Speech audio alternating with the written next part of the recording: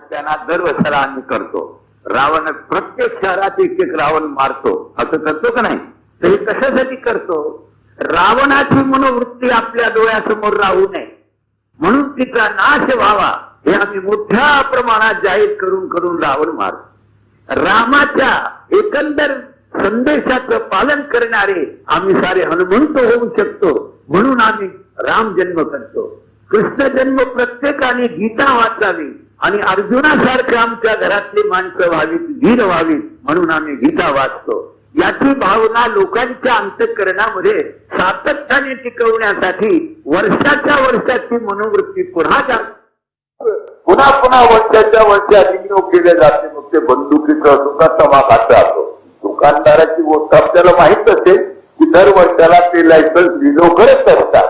तसे हे धार्मिक आणि राष्ट्रीय वृत्तीचं लायसन्स पुन्हा वर्षाच्या वर्षा त्याला रिन्यू करायसाठी, नाही तर गणपती बाबा दर वर्षाला जन्माला येतो. किती झाले तो गणपती? आमच्या देशामध्ये राम जन्म दर वर्षाला, कृष्ण जन्म दर वर्षाला, रावणाचा सत्यानाश दर वर्षाला आम्ही करतो.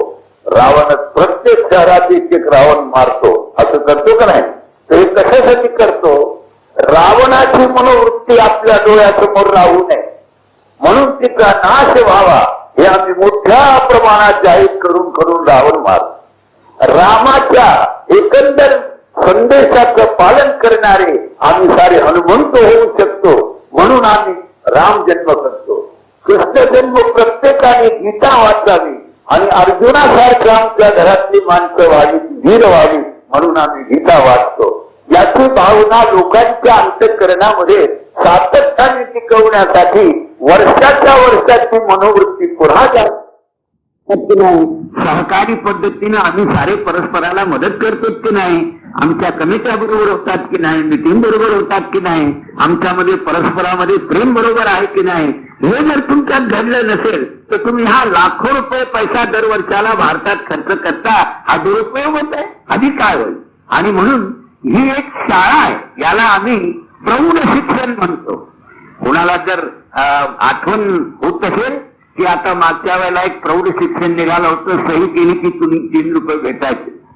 ज्याला लिहिता वाचता येत नाही, आमच्या महाराष्ट्रात होतं, हे अजूनही सुरू आहे की ज्याला कोणाला सही येत नसेल त्यांना आपलं 3 रुपये घ्यायची, सही शिकून घ्यायची. सही सुद्धा करता त्याला आली पाहिजे. त्याच्यातही असा काळा बाजार सुरू केला की 4था 3रा वर्ग शिकलेल्या पोराकडून सही करून घ्यायची. मी अंगोठा छापत आहे माझ्याच्या 3 रुपये आपल्या पाहिजे हडप करून टाकायचे. म्हणजे शिकवण्याच्या ऐवजी आहे त्यांना पुढं आणून आणून आणून आणून त्यांनी त्याच्या आमदानीचा खर्च आमदानी करणे त्याची सुरुवात केली. मला म्हणायचं आहे, अशा गोष्टी देशात चालतात, चालत नाही तसं नाही, पण त्याचं महत्व आपल्या डोळ्यासमोर नको. आपल्याला असं वाटलं पाहिजे की आम्ही हा सारा खर्च यासाठी करतो की आमच्या सर्व मंडळींना राष्ट्रीय मनोवृत्ती कळली पाहिजे. अरे मी माझ्या करता जन्माला आलो हे कुत्रा माजरं डुकरं सुद्धा म्हणतात भल्या माणसाहो की मी माझ्याच करता जन्माला आलो. आणि माणसे जर तेवढंच म्हणतील की मी माझ्याच करता जन्माला आलो, माझ्या गावाला आग लागली हरकत नाही पण माझ्या घराला धक्का नाही लागला पाहिजे, असं जर माणसं बोलायला लागली तर माणसात त्यांच्यात काय फरकच नाही. मनुष्याची मनोवृत्ती ही आहे, मी माझ्या समाजाकरता आलोय, माझ्या देशासाठी आलोय, माझ्या संपूर्ण बंधुवासाठी आलोय. कुणाचेही सुख दुःख माझे सुख दुःख आहे, कुणाचाही आनंद माझा आनंद आहे, ही भावना त्याच्या मनात निर्माण करणं याला राष्ट्रीय उत्सव म्हणतात.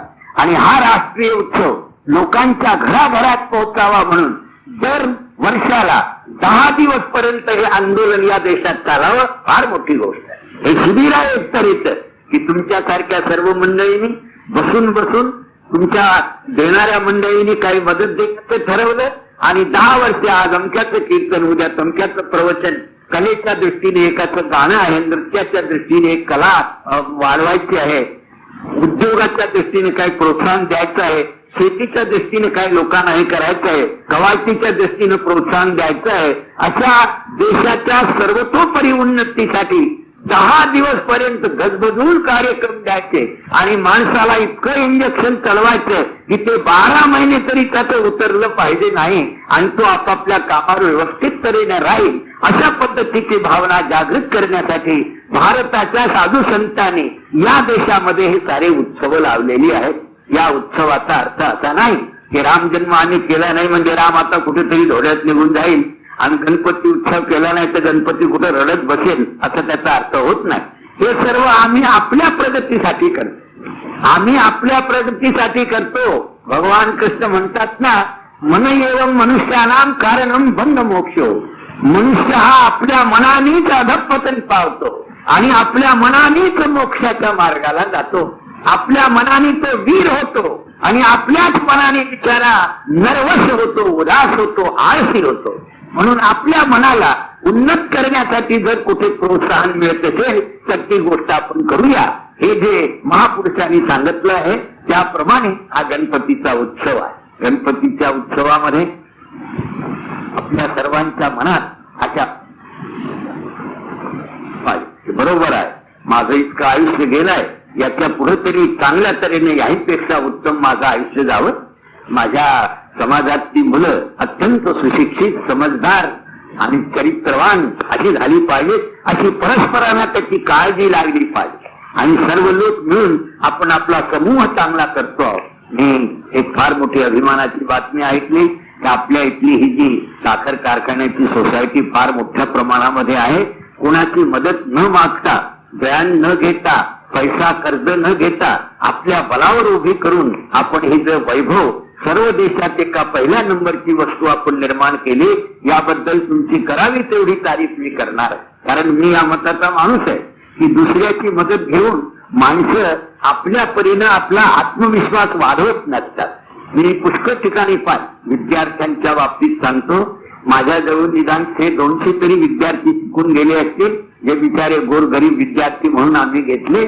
शिकवल्यानंतर त्यांनी त्याचे पैसे तर वापस केलेच नाही, परंतु ज्याच्यासाठी शिकवलं ते गुणही कायम ठेवलेले नाही. त्यांना असं वाटलं की मोफत भेटलं, खाऊन घ्या, करून घ्या, जाऊन घ्या, काय करावं लागतं असं झालं. तेव्हा मनुष्य आपल्या बलावर जेव्हा उभा होतो तेव्हा त्याला वाटतं की हा माझी वस्तू आहे आणि मी त्याच्यासाठी जितकं काही चांगलं करता येईल तेवढं मी करावं, ही प्रवृत्ती देशात लागावी. म्हणून मी म्हणालो की बाहेरचं अन्न आपण मागू नये, बाहेरचे शस्त्र आपण मागू नये, आपल्या पायावर आपण शस्त्र निर्माण करावे, अन्न निर्माण करावं, फौज आपली निर्माण करावी आणि आम्ही कोणावर अन्याय करण्यासाठी फौज करणार नाही, तर आमच्या संरक्षणाची तयारी मात्र आम्ही व्यवस्थित करून ठेवू, ही भावना लोकांच्या अंतःकरणात असावी. याची गरज माणसाला. मनुष्य जन्माला आल्यानंतर त्याला अनेक गोष्टी ज्या मित्रांनो सांभाळायच्या आहेत, त्यापैकी ही एक गोष्ट सांभाळायची आहे.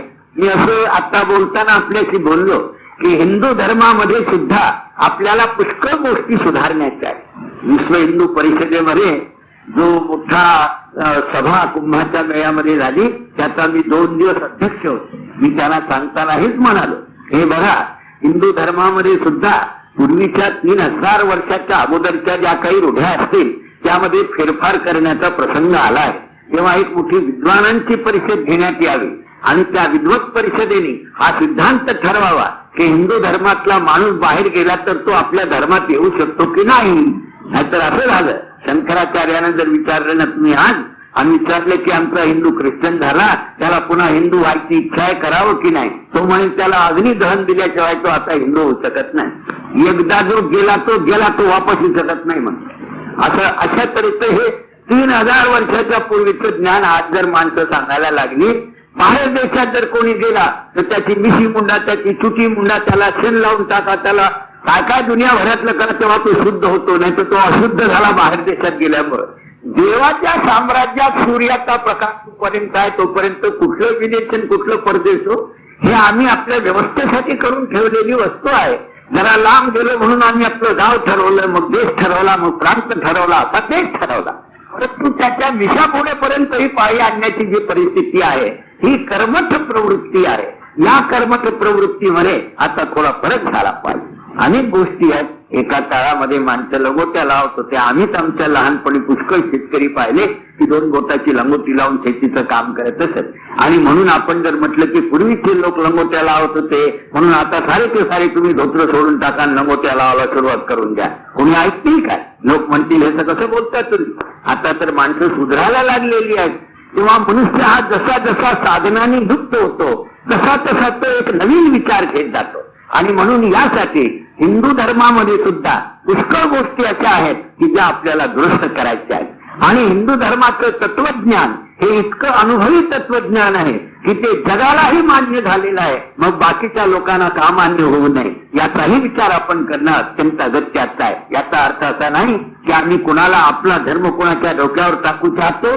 तो धर्म कोणी निर्माण केलेला नाही, तो तत्वज्ञानाचा धर्म आहे, गीतेचा धर्म आहे असं आमचं मत आहे. आणि म्हणून मित्र हो, सर्वांनी सर्वांच्या धर्माबद्दल आदर करा.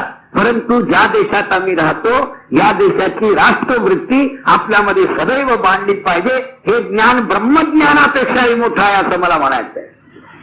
हे ज्ञान ब्रह्मज्ञानापेक्षा मोठं आहे. आणि जर नाही तर ब्रह्मज्ञान प्राप्त झालेल्या अर्जुनाला लढाई करायला प्रवृत्त करण्याचं काय कारण होतं? तुम्ही काही वाचता की नाही गीता काही ज्ञानेश्वरीची प्रवचनं ऐकते की नाही? अर्जुनाला ब्रह्मज्ञानाची माहिती देण्यात आली. आत्मा काय, जीव काय, शिव काय, उन्मनी काय, तुरिया काय, सूक्ष्म काय, स्थूल काय, आत्म्याची अवस्था काय, सारं त्यांनी ज्ञान दिलं. हे ज्ञान दिल्यानंतर मग सांगितलं की हे अर्जुना, आता तुला गांडीव धनुष्य घेऊन लढाई केली पाहिजे. अर्जुन म्हणतो की देवा, मला हे सारं ब्रह्मज्ञान प्राप्त झाल्यावर आता लढाई करण्याचं काही कारण राहिलेलं नाही. तेव्हा तो म्हणतो, भगवान कृष्ण म्हणतो की हे अर्जुना, अरे अशा तऱ्हेचा हतबल होण्यासाठी मी तुला काही ब्रह्मज्ञान सांगितलेलं नाही. तुला हे ब्रह्मज्ञान यासाठी सांगितलंय की आम्ही हा व्यवहाराचा पार्थ केलाय, पार्थ घेतलाय आणि जो कोणी अन्याय आमच्यावर करील तो आमचा भाऊ असला तरी त्याचा प्रतिकार आम्ही करू. या पद्धतीनं तुला हे शिकवलेलं आहे. ब्रह्मज्ञान दिलं ह्यासाठी की तुझा आत्मा अमर आहे याची खात्री तुला झाली पाहिजे. तू मरणारा नाही, तू अमर आहे. ही एकंदर विचारसरणी ज्या गीतेच्या द्वारा आम्हाला मिळाली, त्या गीतेचे संस्मरण लोकांच्या अंतःकरणात कायम राहावं म्हणून आम्हाला आमचं राष्ट्र सुरक्षित ठेवायचं, आमची संस्कृती चांगली ठेवायची आहे.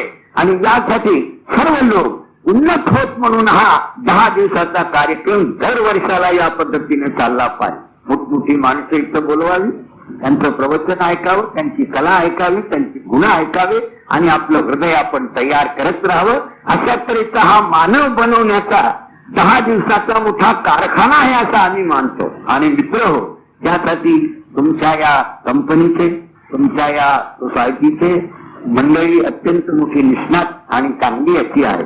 त्यांची फार इच्छा आहे की जितकं उत्तम तऱ्हेचं प्रगत करता येईल क्षेत्र तेवढं आपण करावं. याबद्दल मला मोठा आनंद होतो. मी आज कालचा कार्यक्रम निफाडचा करून मनमाडला आलो. तिथल्या शिक्षक मंडळींच्या समोरही माझं भजन थोडा वेळ आणि भाषण असं झालं.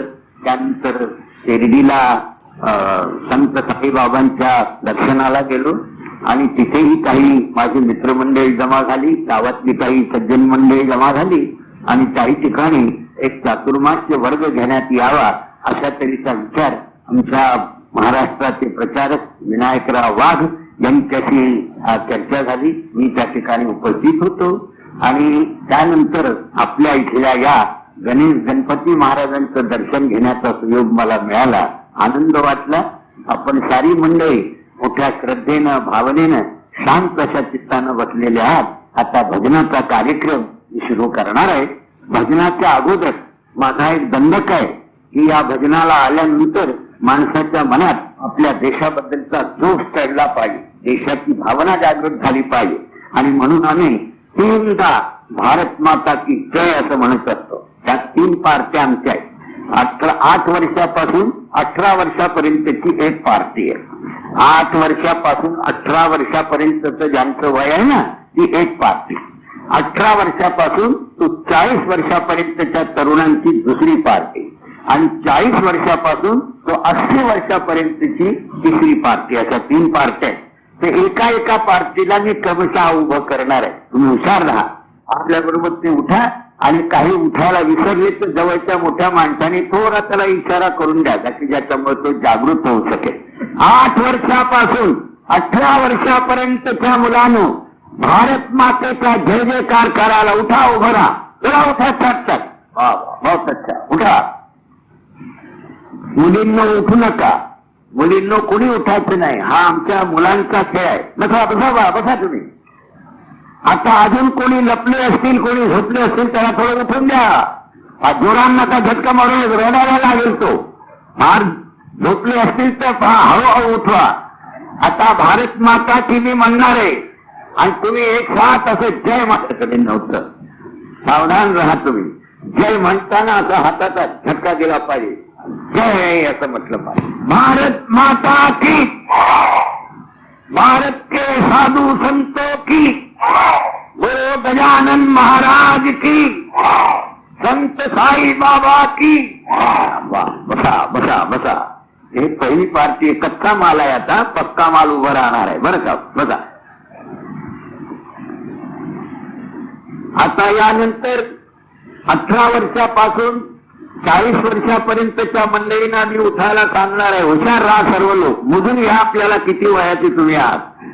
भूलभाल होऊ नये माणूस म्हणून म्हणतो. 18 वर्षापासून 40 वर्षापर्यंतच्या तरुणांनी भारताच्या जय जयकारासाठी उठा उभा राहा जागच्या जागी. मी भारत माता की म्हणेन, तुम्ही हाताचा झटका देऊन जय म्हणा. भारत माता की जय, भारत माता की, छत्रपती शिवाजी महाराज की, समर्थ रामदास स्वामी की, संत तुकाराम महाराज की, किसानों की, जवानों की, गणेश जी महाराज की. बसा बसा बसा माझ्या मित्रांनो, बसा. धन्यवाद. आता राहिलेली आहे तिसरी पार्टी आणि त्या तिसऱ्या पार्टीत आमचाही नंबर आहे. 59वं वर्ष आहे माझं. आम्ही सवलत थोडीशी काढलेली आहे त्याच्यासाठी क्षमा करावी की आता 40च्या वर माणूस गेला म्हणजे तो काही लढाईला जायचा कामाचा नसतो. आशीर्वादच देण्याच्या कामाचा असतो बहुधा. तेव्हा 40 ते 80 वयाची जी माणसं असतील ती माणसं बसल्या बसल्याच त्यांनी फक्त हात वर करून द्या. असा हात वर केला म्हणजे त्यांनी मग जय करताना जय म्हणावं. तेवढ्याच माणसांनी जय म्हणावं ना हात वर करून देत जावा. असं त्यांच्यासाठी आम्ही थोडासा नियम सुरू केला आहे. 40 वर्षापासून 80 वर्षापर्यंत वयाच्या मंडळींनी जय म्हणताना हात वर करावा. भारत माता की जय, भारत के साधू संतों की बहुत अच्छा, बहुत अच्छा. धन्यवाद. थोडेसे लोक आहेत आता, काही जास्त उठलेले नाही. ठीक आहे. महिला मंडळाचा जय जयकार ऐकायचा आहे. सर्व महिला मंडळांनी आता जय म्हणायचं आहे. कोणीही बाई, कोणीही मुलगी, कोणीही आई असं राहू नका जिने जय म्हटलेलं नाही. हात वर करू नका, उभं राहू नका, पण जय म्हणून द्या सर्व महिला मंडळाने. पुरुषांनी आणि मुलांनी जय म्हणायचे नाही. फक्त महिला मंडळाचा जय घोष आम्ही ऐकू चाहतो आणि जोरात म्हणून द्या. भारत माता की. धन्यवाद. भारत के साधू संतों की. बहुत अच्छा. आता भजनाचा कार्यक्रम सुरू. हा रस्ता मार्ग थोडासा सरळ करा. असंही आपण पाहतो. या बाजूलाही मला हा आता सरळ रस्ता दिसू द्या. बिलकुल व्यवस्थित असा दिसला पाहिजे.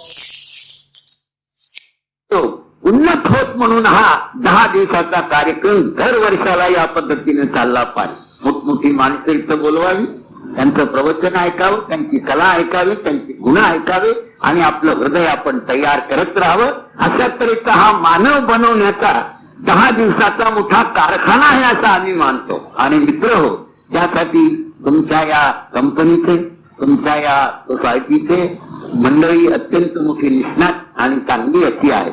त्यांची फार इच्छा आहे की जितकं उत्तम तऱ्हेचं प्रगत करता येईल क्षेत्र तेवढं आपण करावं. याबद्दल मला मोठा आनंद होतो. मी आज कालचा कार्यक्रम निफाडचा करून मनमाडला आलो.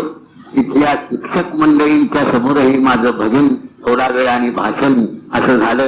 त्यानंतर शिर्डीला संत साईबाबांच्या दर्शनाला गेलो आणि तिथेही काही माझी मित्रमंडळी जमा झाली, गावातली काही सज्जन मंडळी जमा झाली आणि काही ठिकाणी एक चातुर्मास्य वर्ग घेण्यात यावा अशा तऱ्हेचा विचार आमच्या महाराष्ट्राचे प्रचारक विनायकराव वाघ यांच्याशी चर्चा झाली. मी त्या ठिकाणी उपस्थित होतो आणि त्यानंतर आपल्या इथल्या या गणपती महाराजांचं दर्शन घेण्याचा सुयोग मला मिळाला. आनंद वाटला.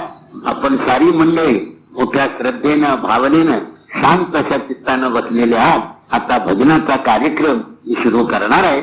भजनाच्या अगोदर माझा एक दंडक आहे की या भजनाला आल्यानंतर माणसाच्या मनात आपल्या देशाबद्दलचा जोश चढला पाहिजे, देशाची भावना जागृत झाली पाहिजे आणि म्हणून आम्ही तीनदा भारत माता की जय असं म्हणत असतो. त्या 3 पार्ट्या आमच्या आहेत.